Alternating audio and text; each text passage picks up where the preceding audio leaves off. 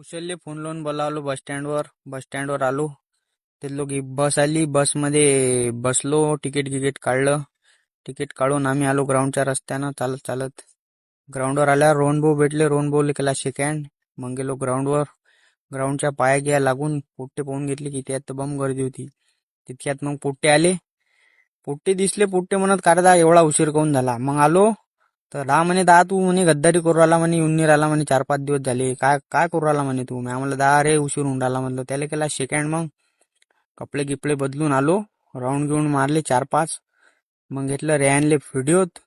मी निघालो मग direct ITI जायसाठी. ITI साठी गेलो तर मग पहिले टावर भेटले. टावरले केला टाटा. मग आलो ITI.